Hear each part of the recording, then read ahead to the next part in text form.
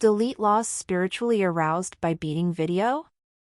In a return to lascivious and near masturbatory form, Chille DeCastro spent an hour and a half of his Saturday turning the 16-minute video of guards beating a man to death into an hour and 20 minutes of a near-orgasmic celebration of brutality.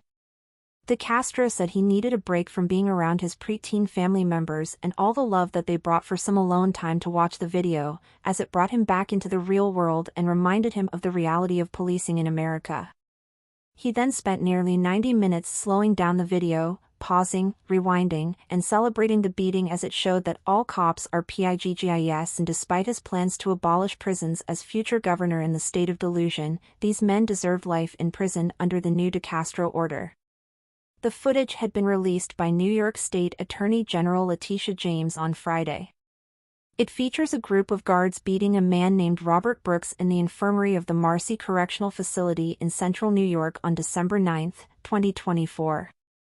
Brooks would later die from his injuries and, according to the New York Times, 2 of the officers and a sergeant had previously been named in federal lawsuits filed by prisoners accusing them of attacking others, allegedly permanently disfiguring one man and leaving another in a wheelchair.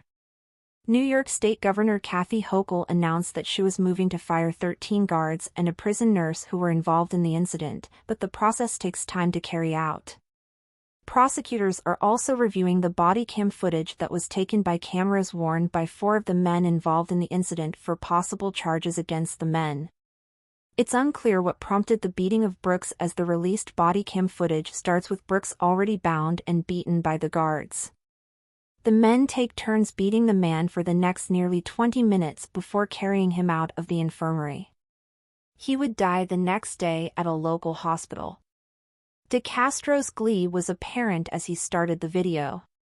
While talking slowly and having trouble with his words at the start of the video, he quickly returned to recent form as he began to describe what he was seeing. At times appearing aroused by the beating, DeCastro's vision of what he was seeing often defied reality. For example, he described what was clearly a shoe that a guard had struck Brooks with as a terrible weapon of unknown origin and part of the clearly planned attack on the man. The video, advertised as a frame-by-frame examination of the video, was the most successful live stream for DeCastro in recent memory, drawing 349 observed viewers at peak before falling down around the 300 mark for the rest of the stream. It has been viewed 6,610 times as of press time. DeCastro offered no updates on his constitutional law scholar board game, which recently missed a Christmas deadline, but did say he would be back on December 30, 2024, for another installment of his live streams.